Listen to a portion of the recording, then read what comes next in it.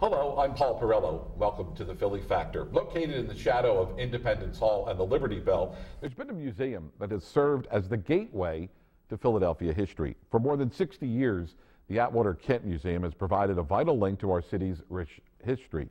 Its mission has been to foster among its citizens and visitors a deeper understanding and appreciation of the city of brotherly love, its historical artifacts, and its legacy. The Atwater Kent Museum's purpose is to educate present generations, especially school children, to learn from the past in ways that enrich their lives and improve their futures. Joining me on the Philly Factor on this program is Vicki Sand, who's Executive Director of the Atwater Kent Museum. Along with Vicki is Jeffrey Ray, Senior Curator, and Cynthia Little, historian from the Atwater Kent Museum. And I'd like to thank all of you for joining us on our program. Paul, it's great to be with you. Thank you. The Atwater Kent Museum has been there for a long time. And I have to admit, being a city, born and bred, still live in the city, always say it's one of those places that I got to go and see, especially in connection with radio, which has been my primary career for almost 30 years. And of course, Atwater Kent was the maker of radios. But let's talk a little bit about the Atwater Kent Museum. How long has it been around, Vicki? Well, the museum was actually founded in 1938 by a city ordinance, and it was to open to commemorate the 150th anniversary of the signing of the Constitution in the city of Philadelphia.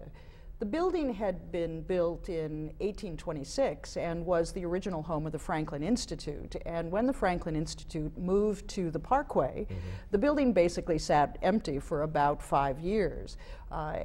People were trying, the mayor, the preservation specialists, everybody wanted to save it because it was one of the John Haviland buildings. And so they went to radio manufacturer Atwater Kent and said, how'd you like to save it? We really need this building. And he said, I'll do that on basically 2 conditions. One, it'd be free, and second, that it would be a city history museum. So for basically the 70 years of the museum's history, we have collected the objects of daily life. There were museums that were great, it contained great art, or the objects of the elites of the city, the wealthy. But this was to be a museum of the people and of daily life, and that's really what motivated it and what has been its real central purpose. And you mentioned that it sort of documents city life. Right. There are a number of other institutions in Philadelphia that sort of have focused, and their sole attention is on Philadelphia's role during the foundation of the country. Right. But this is all about Philadelphia. Exactly. I think that one of the things that we really are the city's official history museum. We function as a part of city government, but raise 2/3 of our revenue privately. So it's a wonderful public-private partnership that is common in Philadelphia in many places. I think as a city museum, we see our job as really trying to provide historical perspective on issues of contemporary life. So we talk about in our main gallery right now, our major themed gallery, we have an exhibition called Streets as Barometers of Urban Life.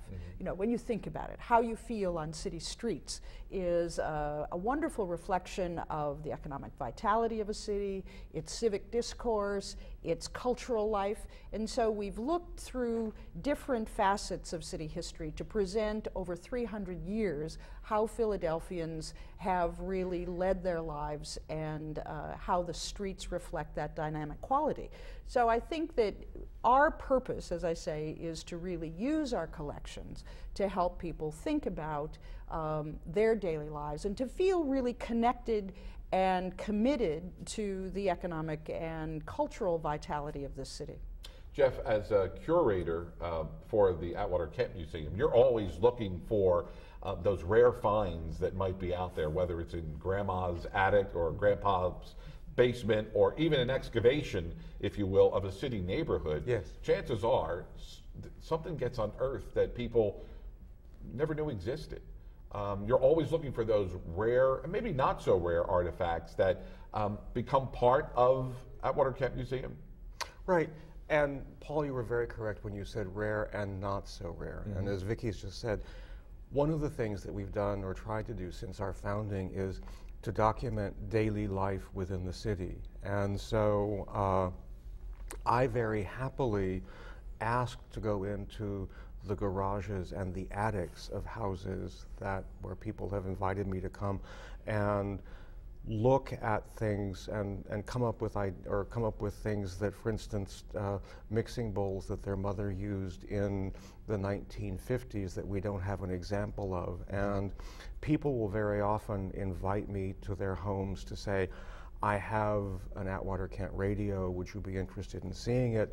And then one of the great joys of my job is sitting down with people and they say, well, what do you collect? And you sit down at the kitchen table and they go, well, you know, my father had, and out of drawers and closets comes these things that were used in businesses in the city in the 30s, 40s, 50s, up into the 60s. And so, yes, we like the rare, we like the beautiful, but we also very much like the everyday. Mm-hmm. Cindy, as historian at Atwater Kent, every artifact that I guess Jeff finds and brings in, there's always a story attached to it.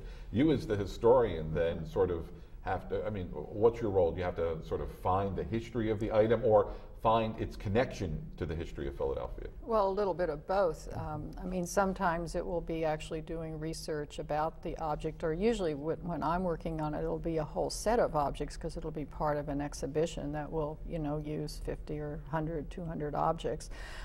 So how do they all make sense?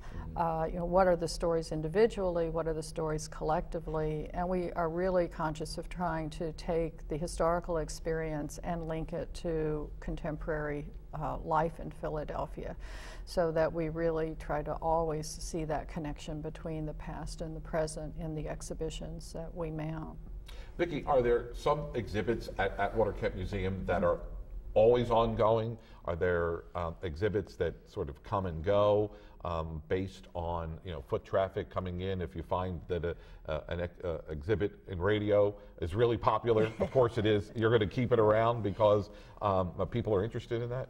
Well, again, it's a little bit of both. We have one permanent exhibition, which is called Experience Philadelphia, and it's grounded and anchored by the largest map of Philadelphia in existence. It covers the entire gallery floor and shows every neighborhood. One of the things that's great fun for Philadelphians is that we watch them come in and follow their history on the map, you know, their personal history.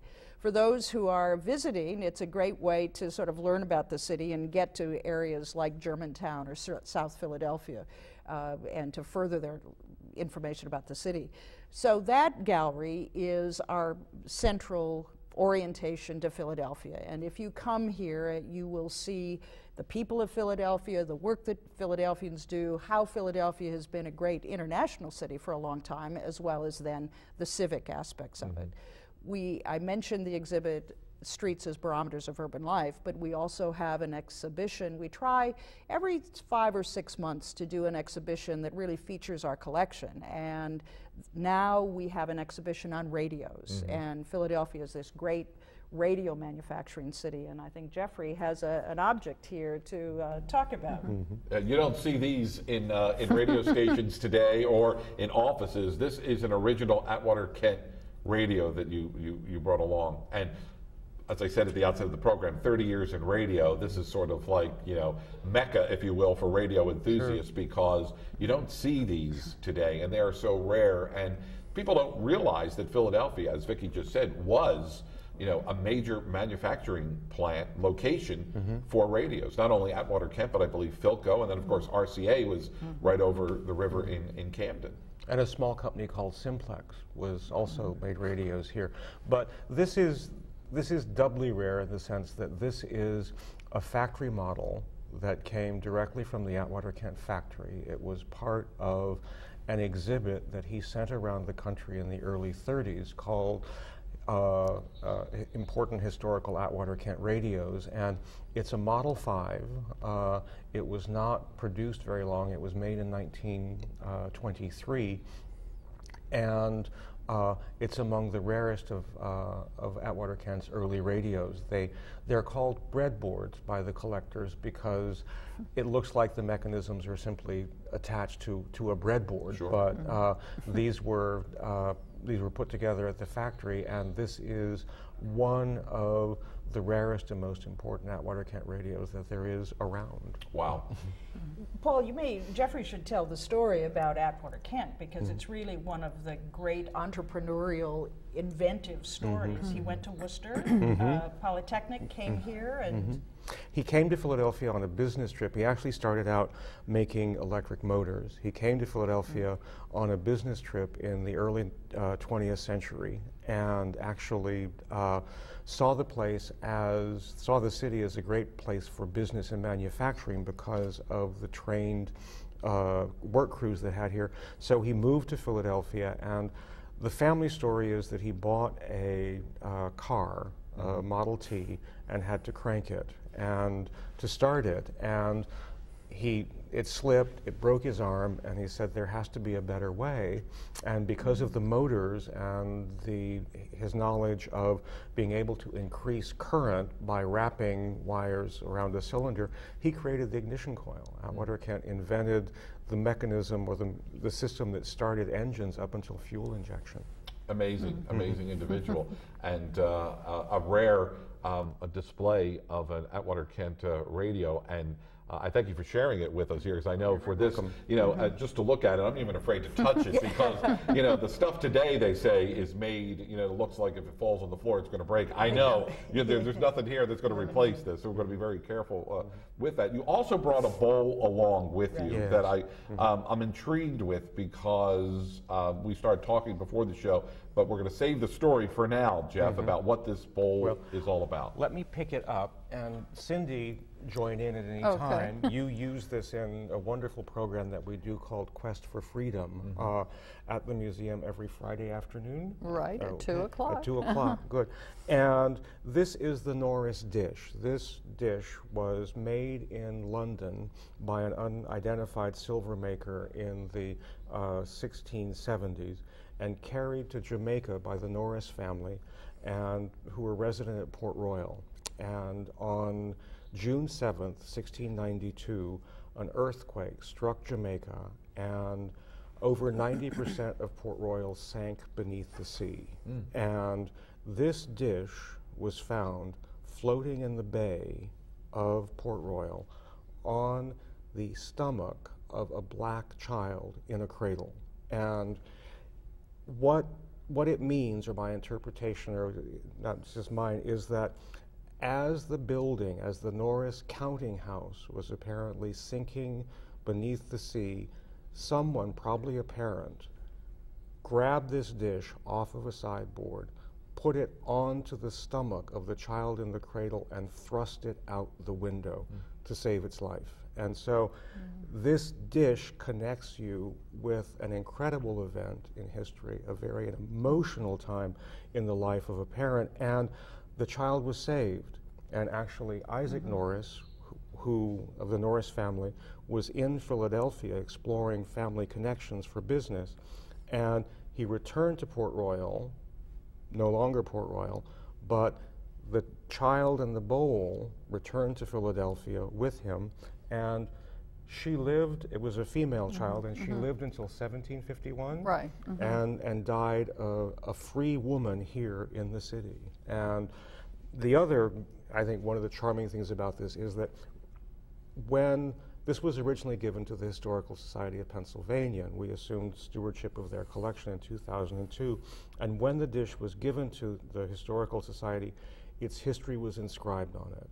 The inscription right, I was right at the top. top. Inscription, yeah, and that was the custom in the late 19th century to make sure that the pedigree and descent of a very important piece of silver like this went on it, and that it would never be lost. The Cindy, this is obviously a rare piece to the collection at Atwater Kent, and it's a story that you probably recount every week for people that are coming in. It looks just like a silver bowl, but it's so full of history. Well, and I think in part that's what people enjoy about it, and I think it's one of the things you often most folks enjoy about artifacts is that you just see a bowl, but the layer and layer of stories that you can pull out of it really you know, begin to link us all to a very long past. And Jeffrey had mentioned that we do this in conjunction with Quest for Freedom, which is a coalition of museums and historic sites throughout southeastern Pennsylvania that are working to highlight the history of the Underground Railroad and the anti-slavery movement. And so we use this dish as one of about 15 items that we talk about in our presentation to kind of start at the beginning. In this case, the quest for freedom is a father who wants to save a child. Didn't know whether the child would end up slave or free, but at least, you know, went for the child's basic life. It's such a moving story, almost brings me to tears, you know, when I talk to people about it.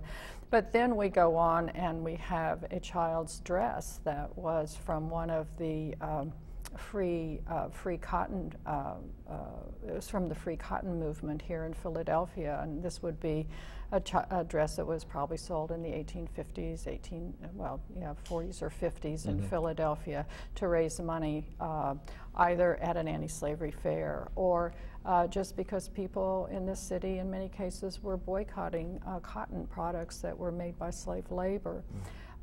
Many people can relate to this because they perhaps today are buying freely traded coffee, or they've boycotted grapes or some other product in the past, and so it helps link them to the work of people here in the 1800s who were using their purchasing power to combat slavery. One of the things that's so important about these programs, the Quest for Freedom, we also do something with the President's Desk and President's Week in February, is that we have a collection of over 100,000 objects spanning this bowl, 1690s William Penn material, the wampum belt, up to Mike Schmidt's jersey, you know, and objects of contemporary life. And we are in this historic building, and so our exhibitions change. Some change relatively frequently, only one is permanent. But this is a way for us to bring out collections that have around a special topic for a period of time and really create a more intimate experience. I mean, one of the things, we're sitting here this morning and we can almost touch this Stetson hat, you know, but I think that we try to give people an opportunity in these programs to almost experience what we who work in museums experience every day. You know, and that's what's so much fun about them. I want to mention the website for the Atwater Kent Museum where you can find more information about the museum. They're going to have Vicki actually give you the street location, because I neglected to give the street location at the outset of the program where you could go and visit the Atwater Kent. But you go to philadelphiahistory.org. That will get you into the Atwater Kent Museum's website. It's philadelphiahistory.org. But as I said, it's located in the shadow of Independence Hall and the Liberty Bell. We're on at 15 South 7th. We're between Market and Chestnut. Actually Ranstead, but if you're on Market and Chestnut, so that's where we are. And what are the hours, basic hours of operation? Basic hours for the general public are Wednesday through Sunday, 1 to 5. We save the other times of the normal week for school groups, and we have a big school groups, and adult groups can also come. I wish they would have taken me on a school trip there to the Atwater Kent Museum. We always wound up going to the Franklin Institute, I'm sorry to say. But I'm going to definitely come because I know of this radio exhibition that you got, and again, sort of connected to it. You also brought along a Stetson hat, Jeffrey. Yes. This is an example of one of Stetson's most famous hat, the Boss of the Plains. And one of the great surprises to people is that the Stetson hat was made in Philadelphia from 1865 until 1971. And he traveled in the West. He was too ill to serve in the Army in the Civil War. He went out West, and John B. Stetson, and discovered that there were no hats that seemed to work for anybody out there. He invented one. He modified a sombrero with a high crown and a brim, and he came back and started making that hat in Philadelphia, and it was shipped to the West, and it became the iconic hat of the American West. It was Tom Mix. Texas Rangers wore Stetson hats. A lot of radio stars. This is actually a Tommy Grimes, who was a major radio star in the 1950s, and it's just it's one of the great, very pleasant surprises about Philadelphia. One of the things we say is that everybody's got a connection to Philadelphia. It doesn't matter where you live. I'm from the Midwest, you know, and I knew about Philadelphia. Yeah. And so we have all of these things, and it's such a great pleasure to bring them forward for people. It's, again, if you want to check out the website, it's philadelphiahistory.org, and you'll find more information about the museum, hours of operation, some of the exhibits that are currently ongoing. And again, it's a great trip to take. You're going to be in downtown Philadelphia. Even if you're not going to be in downtown Philadelphia, check out the Atwater Kent Museum. We mentioned also at the outset of our program about a number of excavations that have taken place around Philadelphia, most notably on Independence Mall. And when they unearthed, on Independence Mall, boy, were they surprised at what they found. Sure. Has the Atwater Kent Museum worked in conjunction with this excavation, or will some of the artifacts recovered there make their way to Atwater, or is it still too premature to say what might happen? Actually, Jeffrey can talk about the archaeology, but one of the things, Cindy's just organized a program for President's Week having to do with the President's house. Sure. So Jeffrey, why don't you... The excavation was carried out under the auspices of the National Park Service because it's on Park Service land, Right. and the Park Service will care for and curate and store those pieces. But if we have a reason and wish to borrow from the excavation, I'm sure we can. Okay. The President's House is a structure that had been out there. It was actually served as President Washington and Adams, was it? Right. Actually had lived there. But again, it was a bit of our history, national history as well as city history, that until recently, nobody really knew. Everybody knew that Philadelphia served as the capital for a brief period of time in the forming years of our country, but no one knew that this house actually existed there. Well, I think people knew that the house had existed there. I think what has caught people's attention in the last 7 or 8 years is the fact that when Washington was president, he had brought enslaved people with him from his home in Virginia. And I think that for many people came as a tremendous shock, and it is that really then was the catalyst for the recent excavation. To see if more could be found out about the conditions of life of the people who were enslaved in the Washington household. I think it's also particularly has been surprising to a lot of people that the two of the main slaves in the house, Hercules and Oni Judge, who had very high positions in the household help, actually decided to claim their freedom before they were returned to an enslaved condition in Virginia, and they left and found people who would help them make their way out of the Philadelphia area and further north so that they could live free lives.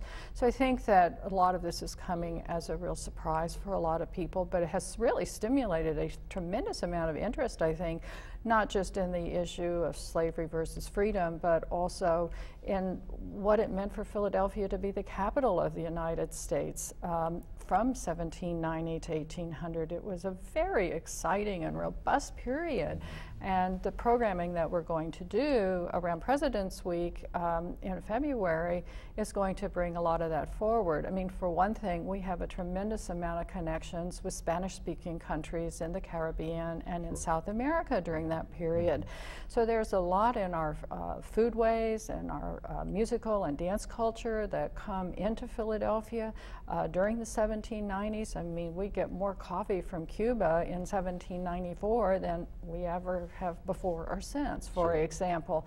But at the same time, also we got a devastating yellow fever epidemic that went on for several summers.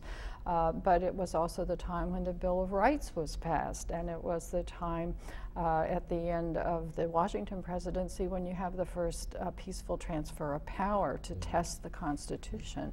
So it's a really exciting time. So we're going to be exploring our Caribbean roots. We're also going to be looking at the emerging anti-slavery movement in the 1790s and its tie-in with the transatlantic slave trade, because it is in Philadelphia, unbeknownst to most people, that the whole idea of whether American ships that were carrying people into slavery, if they were stopped by a schooner that was by the U.S. Navy, who was going to prevail. And that case really is tried in Philadelphia by Judge Richard Peters, who was, interestingly enough, a member of the Pennsylvania Abolition Society, the oldest anti-slavery society in the world. And it was good that they brought it to Judge Peters' court, because he said, well, you know, if you are caught on carrying people into slavery and on an American vessel, that is illegal under our laws.